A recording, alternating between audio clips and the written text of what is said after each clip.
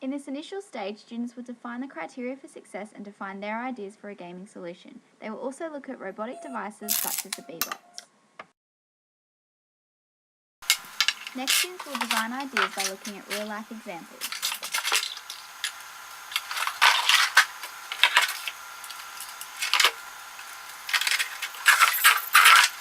After gathering data on a variety of materials to be used to make a gaming sequence and entering it into my Excel spreadsheet, I've decided to use dominoes and remote controls to create a gaming solution that is similar to this mousetrap game. This mousetrap game replicates a Rube Goldberg sequence. So now I will try and implement my design. I've now created my first Rube Goldberg sequence to be implemented for the first trial. For this sequence I have 20 steps. First of all, the remote control car will hit the book, which hits the roll of tape, which then hits a little ball which travels down this pipe, then down a second pipe, to knock a series of dominoes, which will knock another ball, which then goes down another pipe and hits a series of 5 CD cases. Let's see how we go. Here I will test the first design. 3, 2, 1.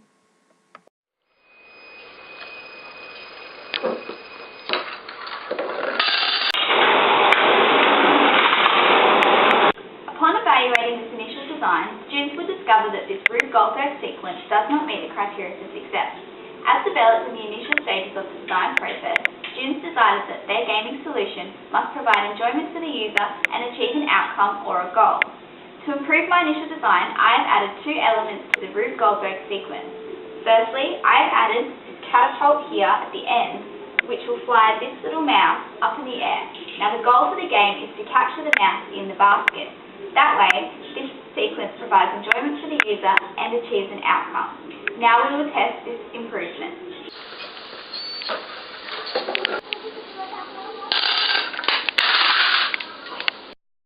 I implemented an example Digital Technologies Design Challenge. I have defined the challenge by developing a criteria for success and defined ideas by looking at YouTube and the Bebot robots.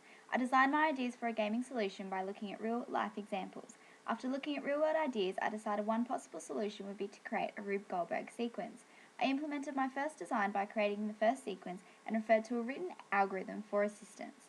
I tested my first design, then evaluated the sequence. After evaluating it, I decided it did not meet the criteria for success developed in the defining stage of this process. I then made improvements when necessary and re-evaluated its effectiveness for meeting the criteria for success. Here I have demonstrated the processes students would follow to complete a Digital Technologies Design Challenge.